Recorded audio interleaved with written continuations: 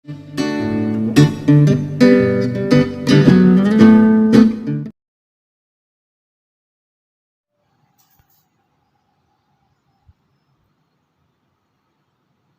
Two everyone. Last organic chemistry 604ની અંદર આપણે સેલિસિન અને ઇન્ડિકન જે છે એનું બંધારણ પ્રૂવ કરી ગયા.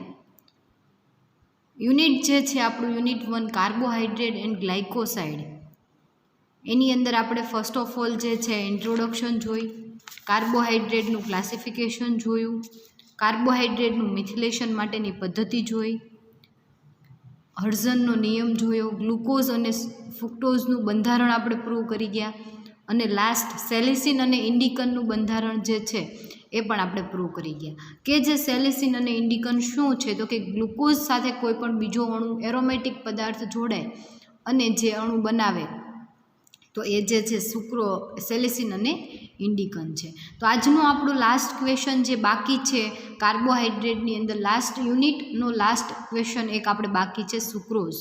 Prove the structure of sucrose, એટલે કે સુક્રોઝનું સ્ટ્રક્ચર એનું બંધારણ જે છે એ તમારે સાબિત કરવાનું થાય.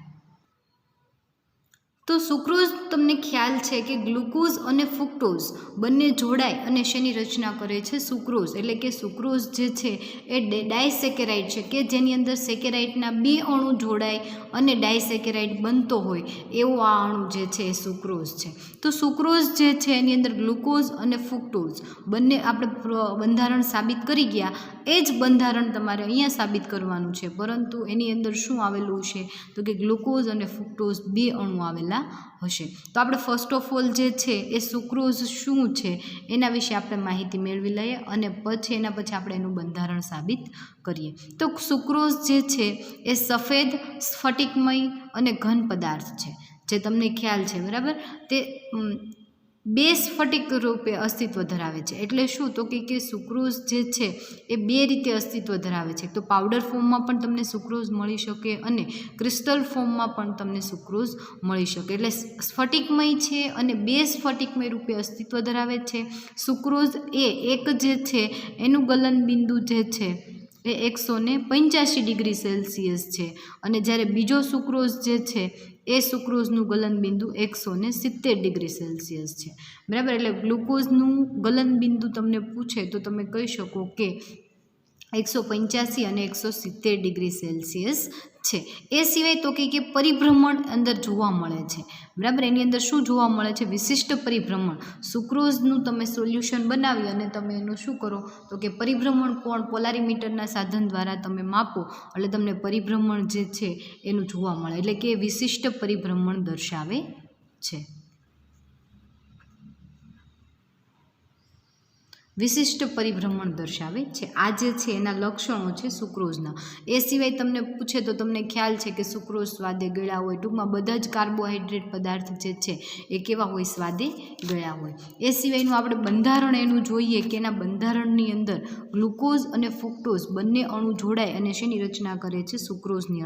સુક્રોઝ અણુની રચના કરે છે. તો આપણે ફર્સ્ટ ઓફ ઓલ સુક્રોઝનું બંધારણ જો લખવું હોય તો આપણે ગ્લુકોઝનું બંધારણ લખી અને એના આધારે આપણે ગ્લુકોઝ અને ફ્રુક્ટોઝ બંનેના ડ્રો કરી અને બંનેને આપણે ગ્લાયકોસાઇડિક બોન્ડ દ્વારા જોડી દઈએ તો એ જે તમને બંધારણ મળે છે એ શેનું બને તો કે સુક્રોઝનું બંધારણ તમને મળે. તો આપણે first of all glucose draw કરીએ.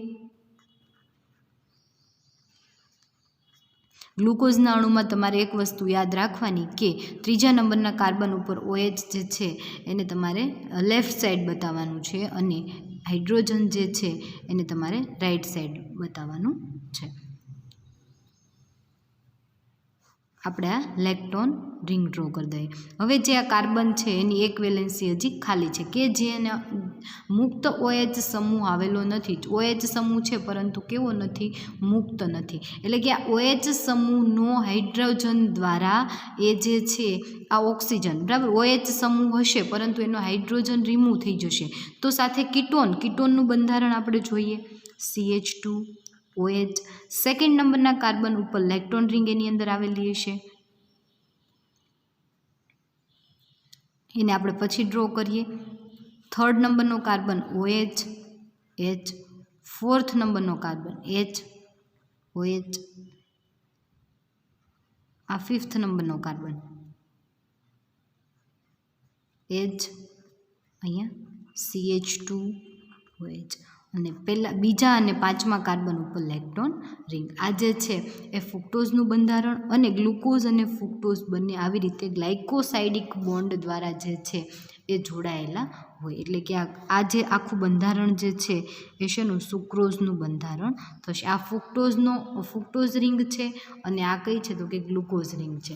ગ્લુકોઝ રિંગ અને ફ્રુક્ટોઝ રિંગ જે છે એ ગ્લાયકોસાઇડિક બોન્ડ દ્વારા જોડાય અને શેની રચના કરે છે, સુક્રોઝની રચના કરે છે. તો તમે અહીંયા જોઈ શકો છો કે સુક્રોઝનું બંધારણ તમારે પૂછાય તો તમારે આવી રીતે ગ્લુકોઝ અને ફ્રુક્ટોઝ બંનેનું બંધારણ ડ્રો કરી અને તમારે એનું બંધારણ સાબિત કરવાનું રહે. તો એના બંધારણ સાબિત કરવા માટે આપણે બધા જ ગ્લુકોઝ અને ફ્રુક્ટોઝ એની અંદર બંનેમાં આપણે જોયું કે એની અંદર OH સમૂહની સંખ્યા, એનું જળ વિભાજન, પછી પરિવર્તન પરિભ્રમણની ઘટના જોવા મળે છે એ જોશું. પછી એના બે બંધારણ એટલે કે D અને L બંને સ્વરૂપે તમને જોવા મળે છે એ આપણે જોશું. પછી એનું મિથિલેશન, તો ગ્લુકોઝનું મિથિલેશન કરતાં તમને પેન્ટામિથાઇલ ગ્લુકોઝ મળતું હતું, ફ્રુક્ટોઝનું મિથિલેશન કરવાથી તમને પેન્ટામિથાઇલ ફ્રુક્ટોઝ મળતું હતું. તો આ સુક્રોઝ જે છે એનું મિથિલેશન કરવાથી જેટલા OH સમૂહ આવેલા છે એ બધા જ OH સમૂહ ઉપર શું થઈ જશે, મિથિલેશન થઈ જશે, અને તમને મિથાઇલ ગ્રુપ જોઈન્ટ થઈ જશે, અને તમને નિપજ તરીકે શું મળશે તો કે ઓક્ટા એટલે કે મુક્ત OH સમૂહ કેટલા આવેલા છે તો કે ગ્લુકોઝના 4, 1, 2, 3 અને 4 ગ્લુકોઝના, અને ફ્રુક્ટોઝના 4, 1, 2, 3 અને 4 ગ્લુકોઝના અને 4 ફ્રુક્ટોઝના અણુ મુક્ત OH સમૂહ જે ધરાવે છે એમાં મિથિલેશન થશે. એટલે મિથિલેશન સુક્રોઝનું જ્યારે તમે કરશો એટલે તમને ઓક્ટા મિથાઇલ સુક્રોઝ તમને મળશે.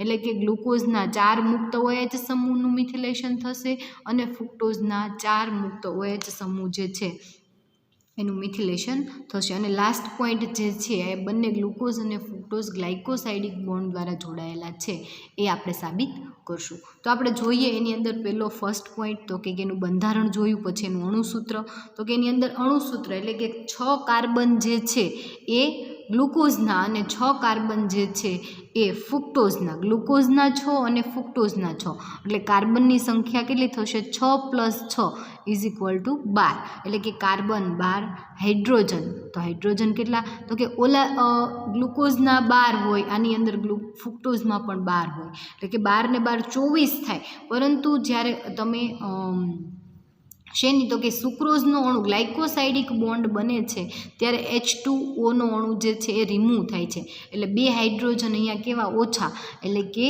હાઇડ્રોજન 22 અને 6 ઓક્સિજન ગ્લુકોઝના અને 6 ઓક્સિજન ફ્રુક્ટોઝના. પરંતુ જ્યારે બંને જોડાય છે ત્યારે 1 ઓક્સિજનનો અણુ રિમૂવ થાય છે, એટલે 6 અને 6 12, 6 અને 6 12, એમાંથી એક ઓછો એટલે કે ઓક્સિજન જે છે એ 11 આવેલા છે. એટલે કે એનું અણુસૂત્ર તમે જોશો તો કાર્બન 12, હાઇડ્રોજન 22 અને 11 ઓક્સિજન જે છે એ ગ્લુકોઝની અંદર જોવા મળે છે. તો આ સુક્રોઝનું અણુસૂત્ર થયું.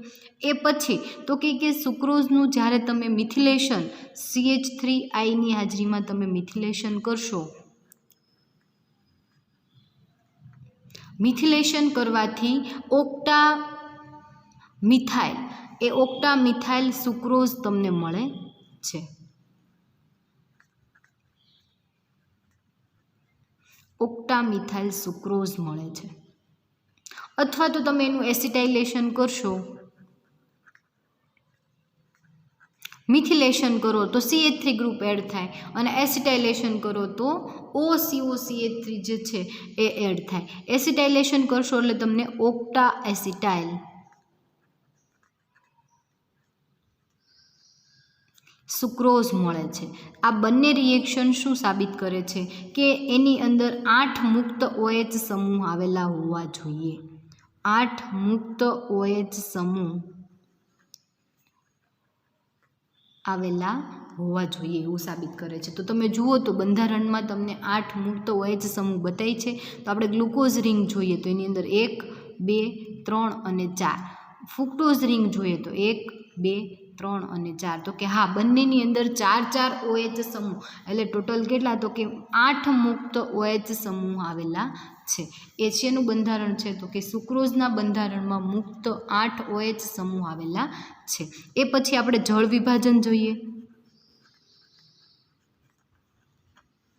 બરાબર, જળ વિભાજન તો કે જ્યારે તમે સુક્રોઝ જે છે કાર્બન 12, હાઇડ્રોજન 22, 11 ઓક્સિજન, બરાબર, એનું જ્યારે તમે જળ વિભાજન કરશો એટલે પાણીનો અણુ જે છે એક ઉમેરાઈ જશે અને કોઈ પણ એસિડ ખનિજ એસિડની હાજરીમાં તમારે એનું જળ વિભાજન કરવાનું થશે. તો જ્યારે તમે જળ વિભાજન કરશો એટલે તમને ગ્લુકોઝ અને ફ્રુક્ટોઝ એમ 2 અણુ જે છે એ તમને મળશે, એટલે કે C6H12O6 પ્લસ C6H12O6. બંનેનું અણુસૂત્ર સરખું છે પરંતુ બંધારણ બંનેનું કેવું છે, અલગ અલગ છે, ગ્લુકોઝ અને ફ્રુક્ટોઝ.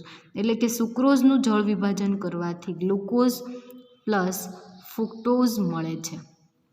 હવે આ ગ્લુકોઝ અને ફ્રુક્ટોઝ મળે છે એમાંથી ગ્લુકોઝ જે છે એ દક્ષિણ ભ્રમણીય છે અને દક્ષિણ ભ્રમણીય હોય એટલે આપણે એને પ્લસ સંજ્ઞા દ્વારા દર્શાવીએ અને વામ ભ્રમણીય હોય એને આપણે માઇનસ સંજ્ઞા દ્વારા દર્શાવીએ. તો જ્યારે સુક્રોઝ જે છે, ખાસ અહીંયા ધ્યાન રાખજો કે સુક્રોઝ જે છે એનું તમે જળ વિભાજન કરો છો તો સુક્રોઝનું જળ વિભાજન કરવાથી ગ્લુકોઝ અને ફ્રુક્ટોઝ મળે છે, જેમાંનો ગ્લુકોઝ જે છે એ દક્ષિણ ભ્રમણીય છે અને ફ્રુક્ટોઝ જે છે એ કેવું છે, તો કે વામ ભ્રમણીય છે.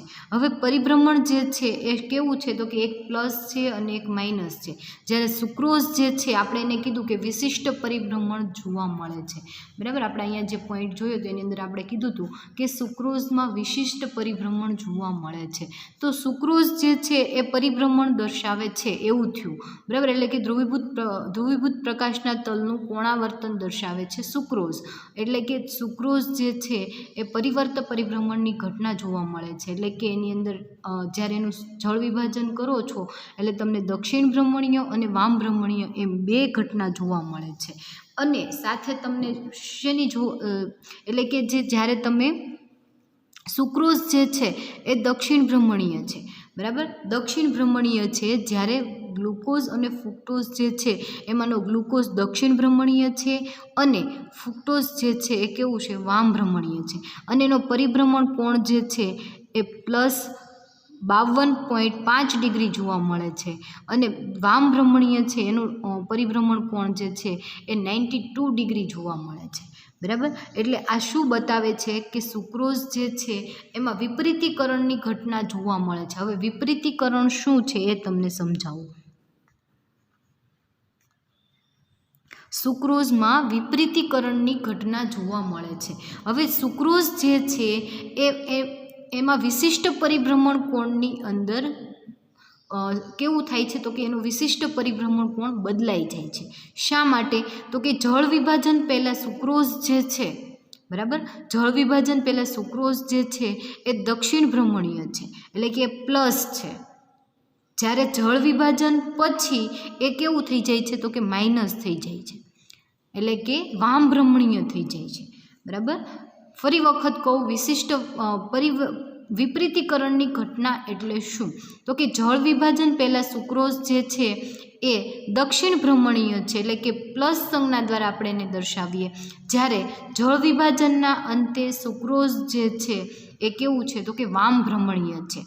એટલે કે સુક્રોઝની અંદર જે આ વિશિષ્ટ પરિભ્રમણ કોણ જે છે એની અંદર બદલાવ આવે છે, બદલાઈ જાય છે. એમ આપણે કહેવાય કે પરિભ્રમણ કોણ જે છે બદલાઈ જાય છે, દક્ષિણ ભ્રમણીયમાંથી વામ ભ્રમણીય બની જાય છે. એને વિપરીતીકરણની ઘટના કહેવામાં આવે છે. તમને 1 માર્કમાં ડેફિનેશન પૂછાઈ શકે કે વિપરીતીકરણની ઘટના એટલે શું, સુક્રોઝની અંદર સમજાવો. તો આપણે કહેવાનું કે સુક્રોઝની અંદર સુક્રોઝનો વિશિષ્ટ પરિભ્રમણ કોણ જે છે એ દક્ષિણ ભ્રમણીય છે અને જળ વિભાજનના અંતે એના પરિભ્રમણ કોણની અંદર પરિભ્રમણ કોણ જે છે એ બદલાઈ જાય છે, એટલે કે દક્ષિણ ભ્રમણીયમાંથી વામ ભ્રમણીય થઈ જાય છે.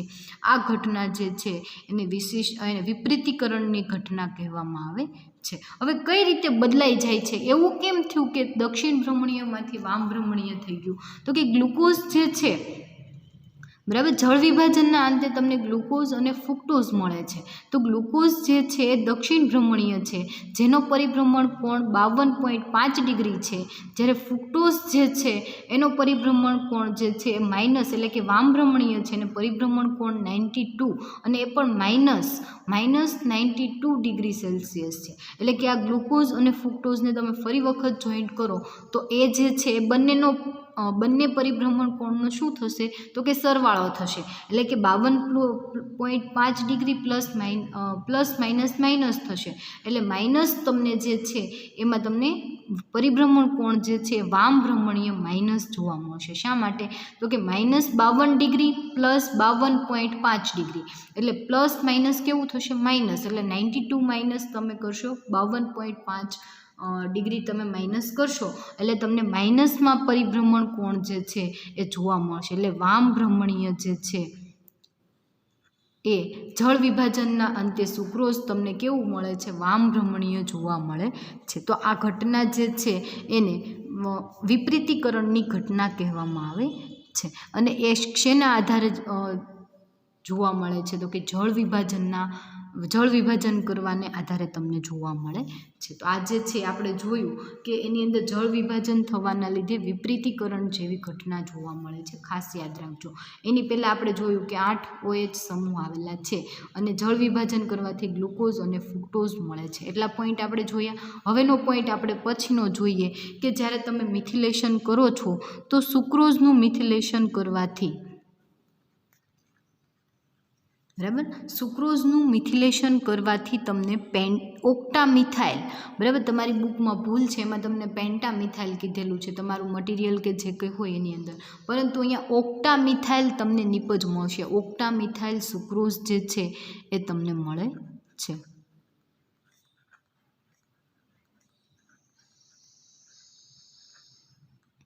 ઓક્ટામિથાઇલ સુક્રોઝ તમને મળે છે, જે શું બતાવે છે કે એની અંદર જે છે એ 8 બરાબર 8 મુક્ત OH સમૂહ આવેલા હોવા જોઈએ.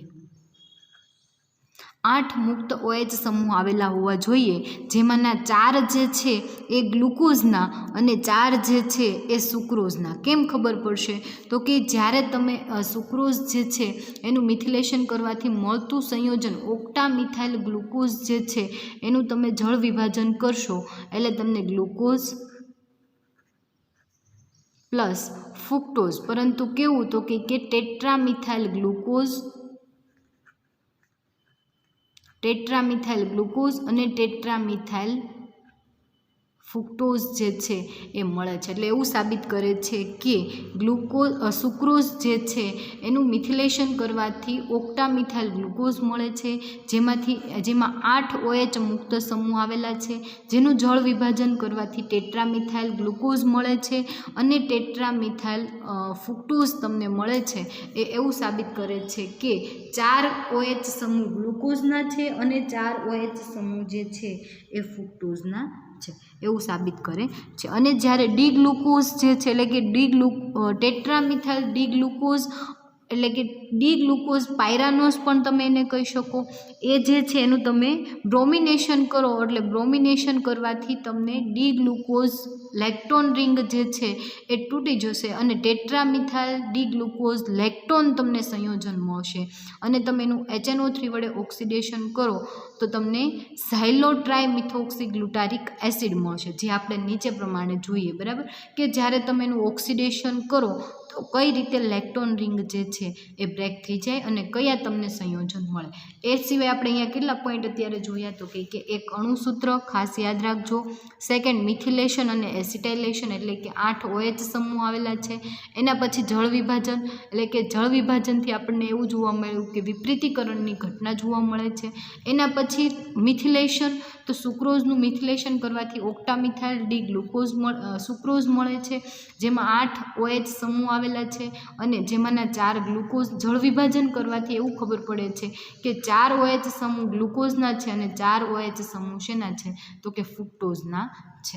અહીંયા સુધીનું યાદ રાખો. હવે આપણે એનું HNO3 વડે ઓક્સિડેશન અને એનું શું કરશું તો કે બ્રોમિનેશન કરી અને આપણે જોઈએ કે સુક્રોઝનું કઈ રીતે ઓક્સિડેશન થતું જોવા મળે છે. હવે આપણે એના પછીનો પોઈન્ટ જોઈએ કે જ્યારે તમે સુક્રોઝનું મિથિલેશન કરો છો એટલે તમને ઓક્ટામિથાઇલ સુક્રોઝ મળે છે, જેનું જળ વિભાજન કરવાથી ટેટ્રામિથાઇલ ગ્લુકોઝ અને ટેટ્રામિથાઇલ ફ્રુક્ટોઝ તમને જે મળે છે એ પોઝિશન તમારી જે છે બીજી, ત્રીજી, ચોથી અને છઠ્ઠી, કેમ કે પહેલા અને પાંચમા કાર્બન ઉપર શું આવેલું છે તો કે ગ્લુકોઝ હોય, બરાબર. તો તમારે ટેટ્રામિથાઇલ ગ્લુકોઝ, ટેટ્રામિથાઇલ ગ્લુકોઝ. હવે આ ગ્લુકોઝ જે છે એ મિથાઇલ સમૂહ જે છે એ ક્યાં આવેલા હશે તો કે ગ્લુકોઝમાં પહેલા અને પાંચમા કાર્બન ઉપર લેક્ટોન રિંગ આવેલી છે, એટલે ત્યાં OH સમૂહ આવેલા હશે નહીં. તો કે ક્યાં હશે તો કે બીજી, ત્રીજી, ચોથી અને છઠ્ઠી પોઝિશન ઉપર મિથાઇલ સમૂહ આવેલા હશે. એટલે તમે એવું કહી શકો કે 2, 3, 4, 6 ટેટ્રામિથાઇલ ગ્લુકોઝ પાયરાનોઝ. પાયરાનોઝ ન કહો તો પણ ચાલે, અથવા તો ગ્લુકોઝ ખાલી કહો તો પણ ચાલે. હવે જ્યારે તમે એનું બ્રોમિનેશન કરશો, બ્રોમિનેશન સાથે H2O સાથે પ્રક્રિયા, જળ વિભાજન કરશો એટલે શું થશે તો કે લેક્ટોન રિંગ જે છે પહેલા અને પાંચમા કાર્બન ઉપર એ બ્રેક થઈ જશે અને પહેલા નંબરના કાર્બન ઉપર જે OH સમૂહ જે આવશે એ રિમૂવ થઈ જશે, જેમ આપણે ગ્લુકોઝમાં જોયું હતું એવી જ રીતે. અને એની જગ્યાએ શું આવી જશે? બ્રોમિન સમૂહ આવી જશે, જેનું નામ શું થશે તો કે ટેટ્રામિથાઇલ ગ્લુકોઝ લેક્ટોન. ગ્લુકોઝ લેક્ટોન, બરાબર. એ ક્યારે થશે તો કે પહેલાં તમે એનું જળ વિભાજન કરશો એટલે લેક્ટોન રિંગ બ્રેક થઈ જશે, પહેલા નંબરના કાર્બન ઉપર OH સમૂહ આવશે, પછી બ્રોમિનેશન કરશો એટલે OH સમૂહ જે છે એ OH સમૂહમાંનો હાઇડ્રોજન લઈ એક બ્રોમિન HBr સ્વરૂપે રિમૂવ થઈ જશે અને એક બ્રોમિન ગ્રુપ આવી જશે, બરાબર. હવે આ જે તમને સંયોજન મળે છે એનું ફરી વખત તમે HNO3 વડે ઓક્સિડેશન કરો તો HNO3 વડે ઓક્સિડેશન કરવાથી ટ્રાયમિથોક્સી ગ્લુટારિક એસિડ તમને મળે છે. ટ્રાયમિથોક્સી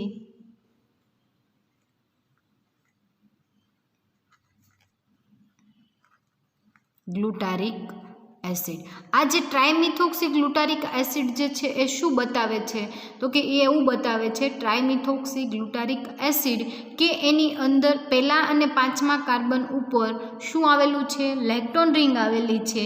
એટલે કે પહેલા અને પાંચમા નંબરના કાર્બન ઉપર જો લેક્ટોન રિંગ આવેલી હોય તો એને પાયરાનોઝ ચક્ર કહેવામાં આવે છે. પાયરાનોઝ ચક્ર કહે છે. એટલે કે ગ્લુકોઝમાં પાયરાનોઝ ચક્ર આવેલું છે. હવે બીજા અને પાંચમા કાર્બન ઉપર જ્યારે રિંગ આવેલી હોય લેક્ટોન રિંગ તો એને આપણે ફ્યુરાનોઝ ચક્ર કહીએ અને એ ફ્યુરાનોઝ ચક્ર જે છે એ ફ્રુક્ટોઝની અંદર આવેલું છે. તો આ જ રિએક્શન તમે જ્યારે ફ્રુક્ટોઝ સાથે કરો એટલે કે ટેટ્રામિથાઇલ ફ્રુક્ટોઝ અને એની અંદર પોઝિશન કઈ હશે તો કે પહેલી, ત્રીજી, ચોથી અને છઠ્ઠી. શા માટે તો કે બીજા અને પાંચમા નંબરના કાર્બન સાથે લેક્ટોન રિંગ આવેલી છે, આમાં પહેલા અને પાંચમા નંબરના કાર્બન સાથે લેક્ટોન રિંગ આવેલી છે. એટલે આમાં બીજા અને પાંચમા નંબરના કાર્બન સાથે લેક્ટોન રિંગ આવેલી હોવાથી એને ફ્યુરાનોઝ ચક્ર કહેવામાં આવે છે. જ્યારે ગ્લુકોઝની અંદર પહેલા અને પાંચમા નંબરના કાર્બન ઉપર લેક્ટોન રિંગ આવેલી હોવાથી એને પાયરાનોઝ ચક્ર કહેવામાં આવે છે. હવે જ્યારે તમે આ ટેટ્રામિથાઇલ ફ્રુક્ટોઝ જે છે એનું બ્રોમિનેશન અને જળ વિભાજન કરશો એટલે તમને ટેટ્રામિથાઇલ ફ્રુક્ટોઝ લેક્ટોન રિંગ મળશે. ફરી વખત એનું HNO3 વડે ઓક્સિડેશન કરશો એટલે ટ્રાયમિથોક્સી ગ્લુટારિક એસિડ મળશે, જે શું બતાવે છે કે ફ્રુક્ટોઝમાં ફ્યુરાનોઝ ચક્ર આવેલું છે. અને આ ક્યાં હશે તો કે પહેલા અને પાંચમા નંબરના કાર્બન ઉપર અને આ બીજા અને પાંચમા નંબરના કાર્બન ઉપર આવેલું હશે, એવું સાબિત કરે છે. હવે આ બંને વસ્તુ સાબિત થઈ ગઈ. લેક્ટોન રિંગ જે આપણે ગ્લુકોઝની અંદર સાબિત કરી હતી એ, ફ્રુક્ટોઝની અંદર આપણે સાબિત કરી હતી એ. એટલે કે ગ્લુકોઝ અને ફ્રુક્ટોઝ, સુક્રોઝની અંદર એનું જળ વિભાજન કરવાથી ગ્લુકોઝ અને ફ્રુક્ટોઝ મળે છે. એટલે એની અંદર ગ્લુકોઝમાં પાયરાનોઝ ચક્ર આવેલું છે અને ફ્રુક્ટોઝમાં ફ્યુરાનોઝ ચક્ર આવેલું છે. એ આ જે છે 5મા નંબરનો પોઈન્ટ એ આપણે સાબિત કર્યું. હવે એના પછીની આપણે વાત કરીએ કે સુક્રોઝ જે છે એનું ફેહલિંગનું દ્રાવણ જે છે એની સાથે કોઈ પણ જાતની રિએક્શન થતી જોવા મળતી નથી. બરાબર, એટલે કે સુક્રોઝનો અણુ ફેહલિંગના દ્રાવણ કે એમોનિકલ સિલ્વર નાઇટ્રેટ વડે એનું ઓક્સિડેશન થતું નથી. એટલે સુક્રોઝની અંદર મ્યુટા રોટેશન જેવી ઘટના જોવા મળતી નથી. આપણે ગ્લુકોઝ અને ફ્રુક્ટોઝ જે છે એમાં મ્યુટા રોટેશન જોવા મળે છે, પરંતુ આની અંદર મ્યુટા રોટેશનની ઘટના જોવા મળતી નથી. મ્યુટા રોટેશનનો ક્વેશ્ચન આપણે ક્યાં શીખી ગયા? તો કે આગળ આપણે જ્યારે ઇન્ટ્રોડક્શન જોયું, હર્ઝનનો નિયમ જોયો, એના પહેલાં આપણે મ્યુટા રોટેશનનો ક્વેશ્ચન જોયો હતો, જેની અંદર તમને ખબર છે કે જુદા જુદા દ્રાવણની અંદર એનું દ્રાવણ બનાવી અને જ્યારે તમે એનું સ્ફટિકીકરણ કરો તો તમને અલગ અલગ જે છે એનો પરિભ્રમણ કોણ જોવા મળે છે. અને એક સમય ફિક્સ ટાઈમ માટે બંનેને તમે રાખી મૂકો તો અમુક સમયના અંતે એનો પરિભ્રમણ કોણ એક ચોક્કસ પરિભ્રમણ કોણે આવી અને અટકી જાય છે, જે ગ્લુકોઝ અને ફ્રુક્ટોઝની અંદર જોવા મળે છે, પરંતુ સુક્રોઝની અંદર મ્યુટા રોટેશન જેવી ઘટના જોવા મળતી નથી. બરાબર. એ સિવાય તો કે સુક્રોઝ જે છે એ નોન રિડ્યુસિંગ શર્કરા છે. સાથે આપણે પોઈન્ટ લખતા જઈએ. 6 નંબરનો પોઈન્ટ, મ્યુટા રોટેશન જેવી ઘટના જોવા મળતી નથી. મ્યુટા રોટેશન દર્શાવતું નથી. પછી કેવું છે તો કે નોન રિડ્યુસિંગ છે, એટલે કે એનું રિડક્શન થતું નથી. નોન રિડ્યુસિંગ શર્કરા છે. કેમ ખબર પડે તો કે એમોનિયમ સિલ્વર નાઇટ્રેટ સાથે જ્યારે તમે એનું ઓક્સિડેશન કરો છો તો ઓક્સિડેશન પણ થતું નથી અને સાથે રિડક્શન પણ થતું નથી, એટલે નોન રિડ્યુસિંગ શર્કરા છે એવું આપણે અહીંયા કહી શકીએ. એ સિવાય તો કે સુક્રોઝ જે છે એનું માલ્ટોઝ વડે જળ વિભાજન તમે કરો તો ગ્લુકોઝ જે છે એની અંદર મ્યુટા રોટેશનની ઘટના જોવા મળે છે. એટલે કે સુક્રોઝમાં રહેલો ગ્લુકોઝ જે છે એ આલ્ફા લિંકેજ ધરાવતો હોવો જોઈએ. એટલે કે ગ્લુકોઝ જે છે એ ગ્લુકોઝ અને ફ્રુક્ટોઝ જે છે શેનાથી જોડાયેલો છે તો કે ગ્લુકોઝના પહેલા નંબરના આલ્ફા કાર્બન સાથે લેક્ટોન રિંગ આવેલી હોવી જોઈએ એવું કહે છે. બરાબર. સુક્રોઝની અંદર એટલે કે સુક્રોઝમાં રહેલો ગ્લુકોઝ જે છે એ મ્યુટા રોટેશન દર્શાવે છે, પરંતુ સુક્રોઝ મ્યુટા રોટેશન જેવી ઘટના જોવા મળતી નથી. એટલા માટે થઈ અને ગ્લુકોઝ જે છે આલ્ફા લિંકેજ ધરાવતો હોવો જોઈએ એવું સાબિત કરે છે. એટલે આપણે ફાઇનલી એવું બંધારણ સાબિત કરી શકીએ કે ગ્લુકોઝ જે છે એ નોન રિડ્યુસિંગ શર્કરા છે, એટલે કે એમાં OH સમૂહ આવેલા હોવાથી એનું રિડક્શન થતું નથી, અને ગ્લુકોઝ જે છે એ આલ્ફા ડી ગ્લુકો પાયરાનોઝ અને ફ્રુક્ટોઝ જે છે એ બીટા ડી ફ્રુક્ટો પાયરાનોઝ ચક્ર સ્વરૂપે આવેલા હોવા જોઈએ. કઈ રીતે તો કે ગ્લુકોઝ પાયરાનોઝ ચક્ર, ફ્રુક્ટોઝ ફ્યુરાનોઝ ચક્ર, અને સાથે આ જે છે એ આલ્ફા ડી અને આ જે છે બીટા ડી ધરાવતા હોવા જોઈએ. શા માટે આલ્ફા ડી અને બીટા ડી? તો મેં તમને કીધું કે સુક્રોઝ જે છે એમાં મ્યુટા રોટેશનની ઘટના જોવા મળતી નથી.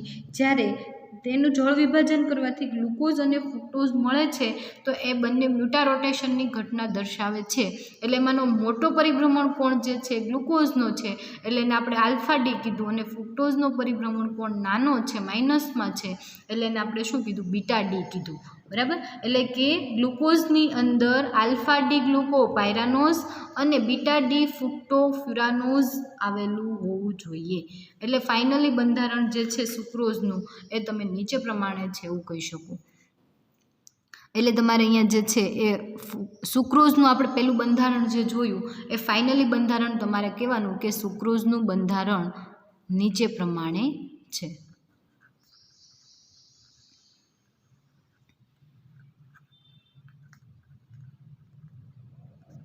એમ કરી અને તમારે સુક્રોઝનું બંધારણ જે છે એ બતાવવાનું રહે, જે હું તમને સાઈડમાં ડ્રો કરીને બતાવું. પછી આપણે સુક્રોઝ જે છે એનું HI વડે અને બ્રોમિનેશન અને એનું તમારે HNO3 વડે ઓક્સિડેશન જે છે એ કરવાનું થશે. HNO3 અહીંયા તમારે સુક્રોઝની સિન્થેસિસ કરવાની છે નહીં, પરંતુ તમારે વિશ્લેષણના આધારે, સંશ્લેષણ નથી કરવાનું, ફક્ત વિશ્લેષણના આધારે તમારે એનું બંધારણ સાબિત કરવાનું છે. આપણે દર વખતે ગ્લુકોઝ, ફ્રુક્ટોઝ, સેલિસિન, ઇન્ડિકન એ બધા જોયા. એની અંદર આપણે કેવું કર્યું હતું કે એનું સંશ્લેષણ પણ કર્યું અને વિશ્લેષણ પણ કર્યું, પરંતુ અહીંયા સુક્રોઝનું બંધારણ જે છે એનું તમારે વિશ્લેષણના આધારે ફક્ત બંધારણ સાબિત કરવાનું છે. અને જો તમારે એને સિન્થેસિસ કરવી હોય તો ગ્લુકોઝ પ્લસ ફ્રુક્ટોઝ એનું તમારે શું કરવાનું થશે તો કે બંનેની તમે રિએક્શન કરશો એટલે પાણીનું અણુ દૂર થઈ અને તમને સુક્રોઝ મળશે. બરાબર. જો એ તમારે લખવી હોય તો ઓપ્શનમાં છે, બાકી તમારે સુક્રોઝનું વિશ્લેષણ ઓનલી તમારે કરવાનું થશે. એટલે જ્યારે સુક્રોઝનું બંધારણ આપણે ડ્રો કરીએ અને ફાઇનલી બંધારણ કે સુક્રોઝનું બંધારણ નીચે પ્રમાણે સાબિત થાય છે.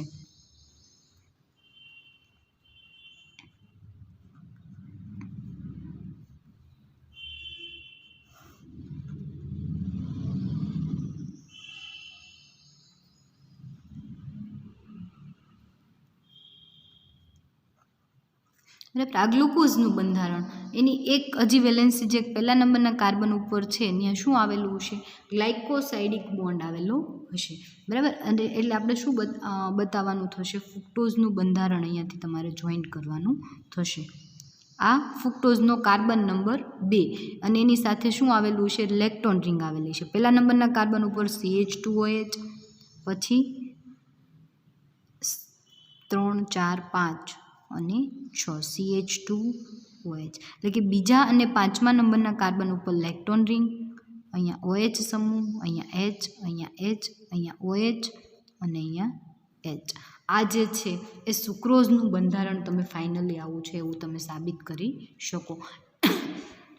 એટલે કે ગ્લુકોઝ અને ફ્રુક્ટોઝ જોડાય અને સુક્રોઝની રચના કરે છે. હવે જ્યારે તમે એનું ઓક્સિડેશન કરશો,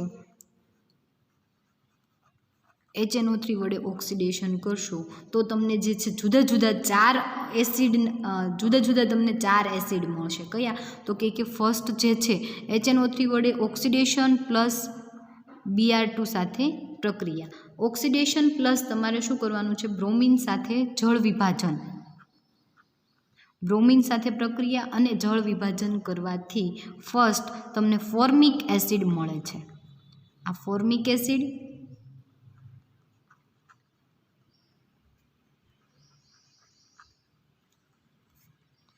પ્લસ ગ્લાયોક્ઝેલિક એસિડ, આલ્ડિહાઇડ અને એસિડ,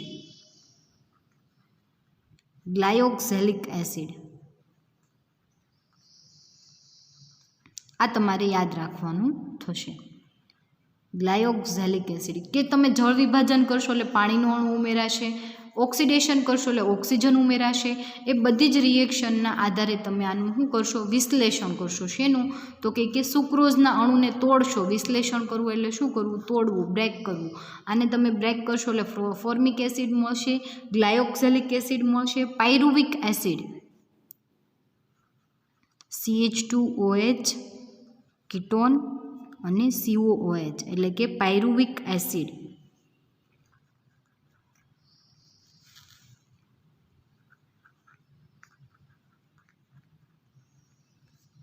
અને છેલ્લું COOH, CH2OH અને નીચે પાછું CH2OH. ઇવન એના 2 અણુ તમને મળશે જેનું નામ થશે ગ્લેસેરિક એસિડ. ગ્લેસેરિક એસિડ એટલે તમે ફાઇનલી સુક્રોઝનું બંધારણ સાબિત કરી દો પછી તમારે એમ કહેવાનું કે જ્યારે સુક્રોઝનું HNO3 વડે ઓક્સિડેશન અને બ્રોમિન સાથે પ્રક્રિયા અને જળ વિભાજન જેવી પ્રક્રિયાના અંતે સુક્રોઝના અણુમાંથી formic acid, glyoxylic acid, pyruvic acid અને 2 અણુ જે છે એ ગ્લેસેરિક એસિડના મળે છે. જે શું સાબિત કરે છે? એવું સાબિત કરે છે કે સુક્રોઝના બંધારણમાં આ બધા જ અણુ જે છે એ ઇનડાયરેક્ટલી રીતે બધા જોડાયેલા છે એવું સાબિત કરે છે. એટલે ફાઇનલી તમે સુક્રોઝનું બંધારણ જે છે એ છેલ્લે આ તમે HNO3 વડે ઓક્સિડેશન કરી અને છેલ્લે તમે ફાઇનલી બંધારણ એનું સાબિત કરી અને એવું કહી શકો કે આ સુક્રોઝનું બંધારણ છે. તો આજે ફરી વખત આપણે આખો ક્વેશ્ચન જોયો એ ફરી વખત જોઈ લઈએ. એટલે કે તમારા સિલેબસનો લાસ્ટ ક્વેશ્ચન, યુનિટ તો લાસ્ટ, પરંતુ યુનિટમાં લાસ્ટ પોઈન્ટ તમારો જે એક બાકી છે સુક્રોઝનો ક્વેશ્ચન એ આપણો અહીંયા કમ્પ્લીટ થઈ જાય છે. બરાબર. શું સાબિત કર્યું આપણે? તો ફર્સ્ટ ઓફ ઓલ આપણે એનું બંધારણ જોયું કે ગ્લુકોઝ અને ફ્રુક્ટોઝ જોડાય અને સુક્રોઝ બનાવે છે. તમને ક્વેશ્ચન એવી રીતે પૂછાય, prove the structure of sucrose, એટલે સુક્રોઝનું બંધારણ સાબિત કરો, એવી રીતે તમને પૂછાય. તો એની અંદર તમારે જે છે એનું ગલન બિંદુ 185 ડિગ્રી સેલ્સિયસ અને 170 ડિગ્રી સેલ્સિયસ બે ગલન બિંદુ જોવા મળે છે. વિશિષ્ટ પરિભ્રમણ દર્શાવે છે. પછી અણુસૂત્ર, તો કે અણુસૂત્ર કાર્બન 12, હાઇડ્રોજન 22, 11 ઓક્સિજન આવેલા છે. મિથાઇલ આયોડાઇડ વડે મિથિલેશન કરવાથી ઓક્ટા મિથાઇલ ગ્લુકોઝ મળે છે, એટલે કે 8 OH સમુક્ત OH સમૂહ આવેલા હોવા જોઈએ. એના પછી એસિટાઇલેશન કરવાથી ઓક્ટા એસિટાઇલ સુક્રોઝ મળે છે. એ પણ એવું સાબિત કરે છે કે 8 OH સમૂહ આવેલા હોવા જોઈએ. પછી એના પછી જળ વિભાજન કરવાથી ગ્લુકોઝ અને ફ્રુક્ટોઝ મળે છે. એ શું બતાવે છે? તો કે વિપરીતીકરણની ઘટના જોવા મળે છે. એટલે કે પહેલાં સુક્રોઝ જે છે દક્ષિણ ભ્રમણીય છે, જળ વિભાજનના અંતે જે સુક્રોઝ મળે છે એ કેવો છે? તો કે વામ ભ્રમણીય છે, એટલે કે એમાં વિપરીતીકરણની ઘટના જોવા મળે છે. એ સિવાય તો કે મ્યુટારોટેશન જે છે એ સુક્રોઝ દર્શાવતું નથી, પરંતુ ગ્લુકોઝ અને ફ્રુક્ટોઝ બંને મ્યુટારોટેશન જોવા મળે છે. જેમાં ગ્લુકોઝનું પરિભ્રમણ કોણ 52.5 ડિગ્રી છે અને ફ્રુક્ટોઝનો પરિભ્રમણ કોણ 92 આ વધારે છે અને આ ઓછો છે, એટલે આપણે આને આલ્ફા ડી કહીએ અને આને બીટા ડી કહીએ. બરાબર. એ બંનેના આધારે આપણે એવું સાબિત કરી શકીએ કે ગ્લુકોઝ અને ફ્રુક્ટોઝ બંને જે છે એ મ્યુટારોટેશનની ઘટના જોવા મળે છે, પરંતુ સુક્રોઝની અંદર મ્યુટારોટેશનની ઘટના જોવા મળતી નથી. એ સિવાય તો કે સુક્રોઝનું ઓક્ટા મિથિલેશન કરવાથી ઓક્ટા મિથાઇલ સુક્રોઝ મળે છે, જે 8 OH સમૂહ હાજર છે એવું સાબિત કરે છે. જેમાંના 4 જે છે એ ગ્લુકોઝ સાથે અને 4 ફ્રુક્ટોઝ સાથે છે. એવું ક્યારે સાબિત થાય? તો કે જ્યારે તમે જળ વિભાજન કરો એટલે ટેટ્રામિથાઇલ ડી ગ્લુકોઝ અને ટેટ્રામિથાઇલ ડી ફ્રુક્ટોઝ તમને મળે છે, જે એવું બતાવે છે કે સુક્રોઝમાં રહેલા 8 OH સમૂહ જે છે એમાંના 4 ગ્લુકોઝના છે અને 4 ફ્રુક્ટોઝના છે, એવું સાબિત કરે છે. એના પછી આપણે એવું જોયું કે આલ્ફા ડી ગ્લુકોઝ પાયરાનોઝ ચક્ર અને બીટા ડી ફ્રુક્ટોઝ ફ્યુરાનોઝ ચક્ર આવેલું છે. એટલે કે ગ્લુકોઝ અને ફ્રુક્ટોઝની અંદર લેક્ટોન રિંગ આવેલી છે, પરંતુ કોને આપણે પાયરાનોઝ રિંગ કહેવી અને કોને ફ્યુરાનોઝ રિંગ કહેવી? તો પહેલા અને 5મા કાર્બન વચ્ચે આવેલી રિંગને આપણે પાયરાનોઝ ચક્ર કહેશું, અને બીજા અને 5મા અહીંયા તમે બંને જોઈ શકો છો કે આ ગ્લુકોઝ છે એમાં પહેલા કાર્બન અને 5મા કાર્બન વચ્ચે રિંગ આવેલી છે, એટલે એને આપણે પાયરાનોઝ ચક્ર કહીએ. જ્યારે ફ્રુક્ટોઝમાં બીજા અને 5મા વચ્ચે રિંગ આવેલી હોવાથી આપણે એને ફ્યુરાનોઝ ચક્ર છે એવું આપણે કહી શકીએ. અને મ્યુટારોટેશન જે છે સુક્રોઝ દર્શાવતું નથી, જ્યારે ગ્લુકોઝ અને ફ્રુક્ટોઝ મ્યુટારોટેશનની ઘટના જોવા મળે છે. એ સિવાય ફેહલિંગના દ્રાવણ અને એમોનિયકલ સિલ્વર નાઇટ્રેટ સાથે જ્યારે ઓક્સિડેશન કરશો તો એનું ઓક્સિડેશન થતું નથી, એટલે એ કેવું છે? તો કે નોન રિડ્યુસિંગ શર્કરા છે એવું તમે સાબિત કરી શકો. એ સિવાય તમે ફાઇનલી બંધારણ એવું કહી શકો કે સુક્રોઝનું બંધારણ જે છે એ ગ્લુકોઝ અને ફ્રુક્ટોઝ તો કે લેક્ટોન રિંગ ગ્લાયકોસાઇડિક બોન્ડ દ્વારા જોડાય અને શેની રચના કરે છે? તો કે સુક્રોઝની રચના કરે છે. અને સુક્રોઝનું જ્યારે બ્રોમિન વડે જળ વિભાજન HNO3 વડે ઓક્સિડેશન કરશો એટલે તમને formic acid, glyoxylic acid, pyruvic acid અને ગ્લેસરિક એસિડ જે છે એના અણુ મળે છે, જે એવું સાબિત કરે છે કે સુક્રોઝના બંધારણમાં આ બધા જ અણુ ઇનડાયરેક્ટલી રીતે એકબીજા સાથે જોડાયેલા હોવા જોઈએ. તેથી સુક્રોઝનું બંધારણ નીચે પ્રમાણે સાબિત થાય છે. એમ કરીને તમારે સુક્રોઝનું બંધારણ ડ્રો કરવાનું થાય. તો આ જે છે એ આપણું અહીંયા યુનિટ નંબર 1 કાર્બોહાઈડ્રેટ જે છે એ અહીંયા કમ્પ્લીટ થાય છે, જેની અંદર આપણે કેટલા ક્વેશ્ચન જોયા? તો કે મેઇન IMP ક્વેશ્ચનની અંદર ગ્લુકોઝનો ક્વેશ્ચન વારંવાર પૂછાય છે, સુક્રોઝનો ક્વેશ્ચન પણ વારંવાર પૂછાય છે, ફ્રુક્ટોઝ પણ પૂછાય છે, પણ હું એમ નથી કહેતી કે ન હોય, બરાબર, હોઈ શકે, એટલે ફ્રુક્ટોઝ પણ તમારે કરવાનું થશે. એ સિવાય સેલિસિન અને ઇન્ડિકન બહુ સિમ્પલ ક્વેશ્ચન છે, નાના નાના અને વારંવાર રિપીટ થતા હોય એવા 7 અને 8 માર્કની અંદર રિપીટ થતો હોય એવો ક્વેશ્ચન છે સેલિસિન અને ઇન્ડિકન. તો એ બંને પણ કરી લેજો, જે આપણે નેક્સ્ટ જે લાસ્ટ લેક્ચરમાં આપણે બંને ક્વેશ્ચન કરી ગયા એ. બરાબર. એ સિવાય હડઝનનો નિયમ આની અંદર આઈએમપી છે, અને એ સિવાય મિથિલેશન માટેની આધુનિક પદ્ધતિ અને પરડી અને ઇર્વિનની પદ્ધતિ જે છે એ પણ અહીંયા આઈએમપી છે, એટલે એ પણ સાથે કરી લેજો. ઘણી વખત તમને મ્યુટા રોટેશન 1 કે 2 માર્કમાં પણ પૂછી દે કે મ્યુટા રોટેશન કોને કહેવાય, તો એ પણ તમને નાના ક્વેશ્ચનની અંદર પૂછાય એવો હડઝનનો નિયમ, મ્યુટા રોટેશન અને મિથિલેશનની પ્રક્રિયા, આ બધું જે છે નાના ક્વેશ્ચનની અંદર પૂછાય એવું. મોટા ક્વેશ્ચન આઈએમપીની અંદર ગ્લુકોઝ, સુક્રોઝ, સેલિસિન અને ઇન્ડિકન, આ જે છે એ યુનિટ 1ની અંદર આપણે એટલું જોયું, અને આ બધા જ ક્વેશ્ચન જે છે આઈએમપી ક્વેશ્ચનની અંદર આવે, એટલે આ ખાસ કરી લેજો. અને એ સિવાય તમને વાત કરું તો તમારે લોકોએ સેમેસ્ટર 6ની અંદર મેં પહેલાં પણ તમને કીધેલું છે, અત્યારે પણ કહું છું કે બહુ સિલેબસ નાનો છે, અને તમારે જેટલા માર્ક કવર કરવા હોય આની અંદર એટલા થઈ જાય એવા છે. બરાબર. તમે માનો કે મારે 70માંથી 60 માર્ક લાવવા છે ઓર્ગેનિક કેમેસ્ટ્રીમાં, તો એ તમારે આરામથી આ વખતે આવી જાય એવું પેપર છે. શા માટે? તો કે યુનિટ 1 આખું કાર્બોહાઈડ્રેટનું જે 17 માર્કનું છે, યુનિટ 2 જે છે એની અંદર તમારે હિટ્રોસાયક્લિક અને સાથે તમારે ટર્પિનોઇડ, જેની અંદર 2 ટર્પિનોઇડ કરવાના છે, અને હિટ્રોસાયક્લિકના ગુણધર્મો બધાના સરખા છે. બરાબર. એ બંને યુનિટ થાય એ તમારું 18 માર્કનું છે, એટલે બહુ નાનું યુનિટ છે એ પણ. થર્ડ યુનિટની અંદર આલ્કેલોઇડ, તો તમારે ખાલી કેટલા આલ્કેલોઇડ? 3 જ આલ્કેલોઇડ કરવાના છે. ઇન્ટ્રોડક્શન, ક્લાસિફિકેશન એ તો બધું તમે પહેલાં જોઈ ગયા સેમેસ્ટર 5માં પણ, પરંતુ નવા ક્વેશ્ચન તમારા કયા? તો કે 3. એક જે છે એ પેપાવરિન, સેકન્ડ જે છે એ નિકોટિન, અને થર્ડ જે છે એ આલ્ફા ટર્પિનિયોલ. આ 3 તમે આલ્કેલોઇડ કરી નાખો એટલે તમારે 17 માર્ક જે છે એમાંથી કવર થઈ જાય, એટલે એ પણ બહુ નાનું યુનિટ છે. યુનિટ નંબર 4 પ્લાન્ટ પિગમેન્ટ, કે જેની અંદર તમારે એક ફ્લેવોન કરી નાખો એટલે તમને 6 ક્વેશ્ચન જે છે એ તમને આવડી જાય પ્લાન્ટ પિગમેન્ટની અંદર. જળ વિભાજન ખાલી તમારે યાદ રાખવાનું રહે, કેવો એચ વડે જળ વિભાજન. બાકી યુનિટ 4ની અંદર પણ તમારે બહુ ઇઝી યુનિટ 17 માર્કનું જે છે એ પણ તમારું બહુ નાનું યુનિટ છે, એટલે એ પણ ખાસ કરી લેજો. જેની અંદર બીટા કેરોટીનનો ક્વેશ્ચન વારંવાર પૂછાય એવો ક્વેશ્ચન છે. એ સિવાય ક્રાઇસિન, ફ્લેવોન, આઇસોફ્લેવોન એ બધા સરખા ક્વેશ્ચન છે, કે કદાચ તમે એક કરી લો એટલે બીજા બધા તમને આવડી જાય એવો ક્વેશ્ચન. બરાબર. એટલે તમારું યુનિટ જે છે 4 યુનિટ બહુ નાના છે, અને બધા જ માર્ક તમારા આરામથી તમારે માર્ક કવર થઈ જાય એવું યુનિટ છે, એટલે ખાસ તમે કરી લેજો. બરાબર.